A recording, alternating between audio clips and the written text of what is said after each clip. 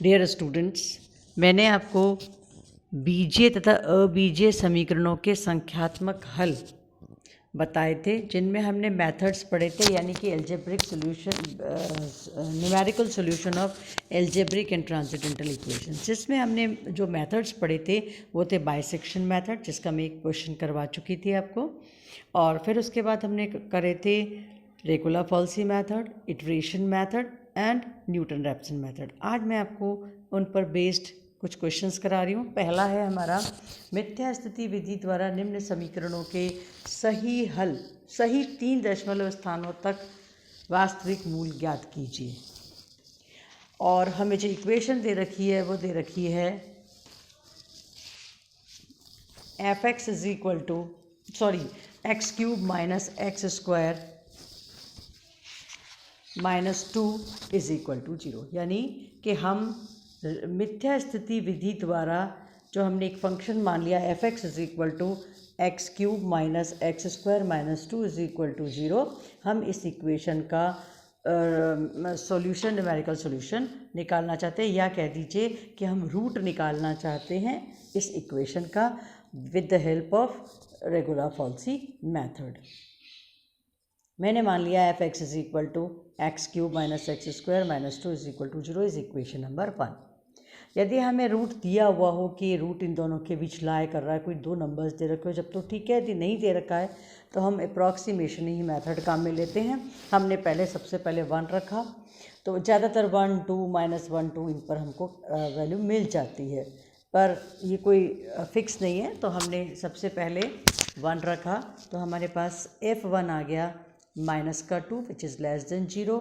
और जब हमने इस x फर्स्ट इक्वेशन में x की जगह 2 रखा तो हमारे पास वैल्यू आई 2 which is greater than 0। It means f(1) is negative and f(2) is positive. तो जब फंक्शन अपन ड्रॉ करते हैं, एक f(1) पर तो पॉजिटिव आ रही है फंक्शन की वैल्यू, नेगेटिव आ रही है, और 2 पर पॉजिटिव आ रही है। इसका मतलब फंक्शन x एक्सिस को क्रॉस कर रहा है। इसका मतलब जो रूट है वो 1 और 2 के बीच लाई करता है, इसके बीच स्थित है। तो फर्स्ट अप्रॉक्सीमेशन में हमने x1 की जगह 1 रख दिया, तो हमारे पास f(x1) आ गया -2, x2 इज इक्वल टू 2, तो हमारा f(x2) इज इक्वल टू हो गया +2, जो हम कैलकुलेट कर चुके हैं।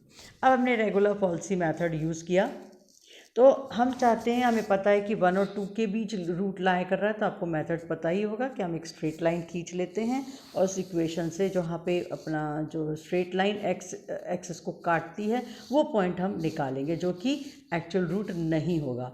तो x3 हमने जो एक्चुअल रूट नहीं है उसकी वैल्यू निकाली, x3 उसको माना x3 which is equal to x1 minus x2 minus x1 into f(x1) upon f(x2) minus f(x1).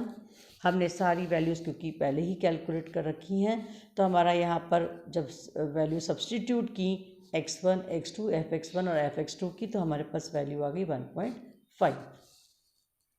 तो x3 जो है, जो अपना रियल रूट के पास में कोई जो रूट होगा वो आ गया 1.5।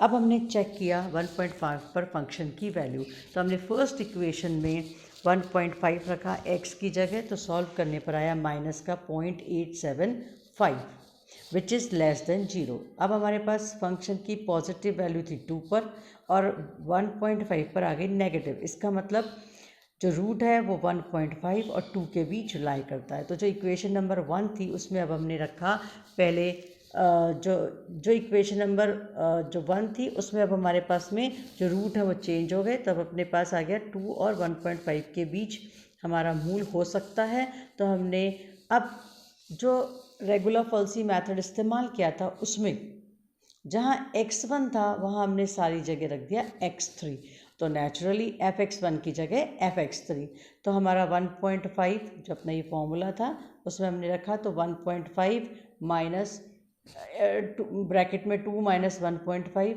इंटू माइनस के 0.875 अपॉन 2 माइनस 0.875, जिसको सॉल्व किया तो एक नया अप्रॉक्सीमेट रूट आया x4, और जो कैलकुलेट करने पर आ गया 1.652।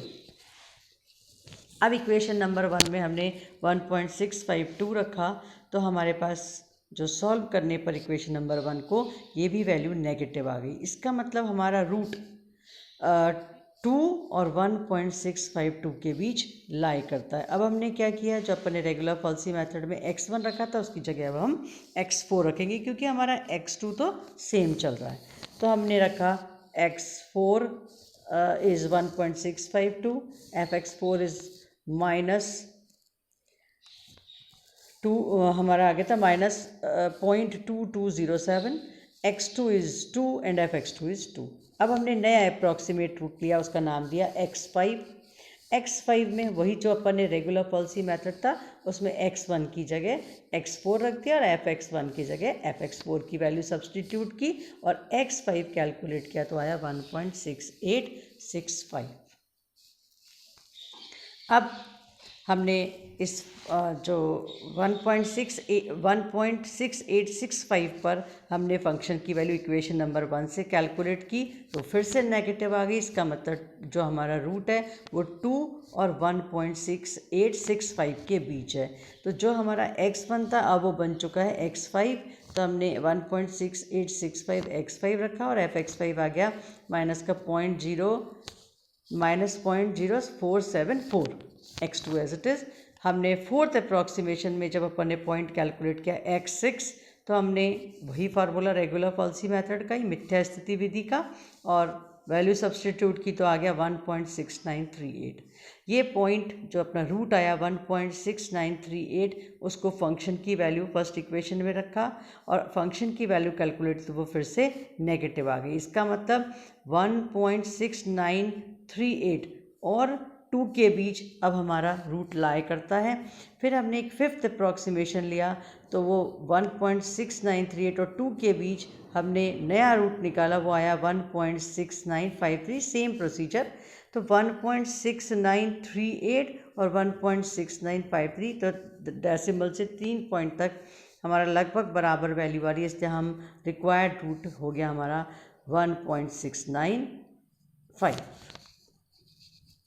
नेक्स्ट है हमारा मिथ्या स्थिति विधि द्वारा निम्न समीकरणों के सही 3 दशमलव स्थानों तक रूट आपको कैलकुलेट करने, वास्तविक मूल्य ज्ञात करने। अब की बार हमें दे रखा है, पहला है x² minus log x to the base e minus 12 is equal to 0 और सेकंड है x log x to the base 10 is equal to 1.2। अब देखिए मेथड सेम है, मैं थोड़ा सा इसमें बता देती हूँ फिर आपको समझ आ जाएगा करना। अब यहाँ पर हमें कुछ भी नहीं दिया हुआ है तो हमें जो पहले 1 2 रखा, फिर 3 रखा, तो फिर 4 रखा, तो हमारे पास 3 रखने पर नेगेटिव वैल्यू आ रही है फंक्शन की और 4 रखने पर पॉजिटिव आ रही है, जो मैंने आपको कैलकुलेट करके दिखा रखी है। और यदि हमको एग्ज़ाम में वो रूट दे देते हैं तो बेस्ट है।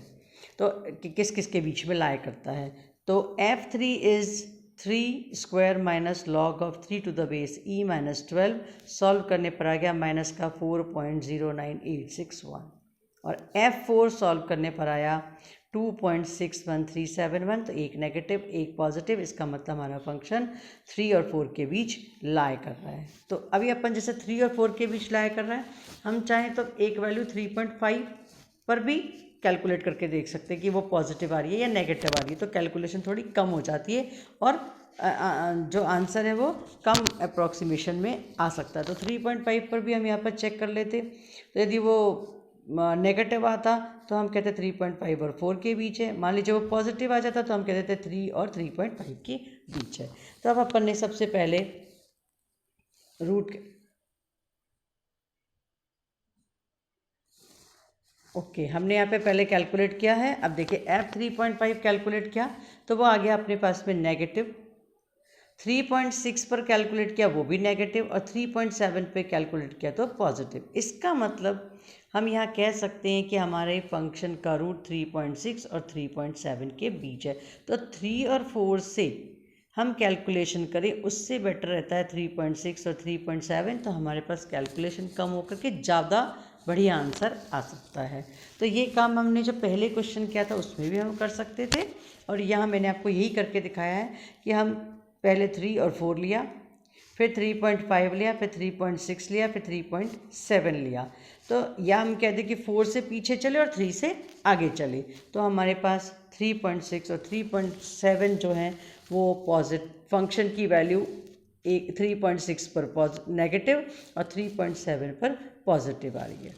अब देखिए, तो हमने x1 को 3.6 ले लिया, f(x1) इज़ -0.32093 और x2 हमने लिया 3.7, तो f(x2) आ गया 0.38167। अब हमने नया रूट कैलकुलेट किया तो पहली बार में हमारे पास पॉइंट्स में अच्छा रिजल्ट आ जाता है। तो देखिए, जो पहले मैंने आपको जो फॉर्मूला बताया था वही फॉर्मूले में हमने x1, x2, f(x1), f(x2) value रखी तो हमारा अप्रॉक्सीमेट रूट आया 3.6469। अब फंक्शन की वैल्यू पहले कैलकुलेट करी 3.6469 पर, तो हमारे पास जो अपने इक्वेशन थी कि x² जो अपने पास -log(x⁻e−12), उसमें वैल्यू सब्सटीट्यूट कर दी तो हमारे पास फंक्शन की वैल्यू आ गई 0.00599, यानी फंक्शन कैसा आया? पॉजिटिव। अब नेगेटिव कौन था? 3.6 पर नेगेटिव थी, तो अब हमारा रूट किस किस के बीच में आ जाएगा? 3.6 एंड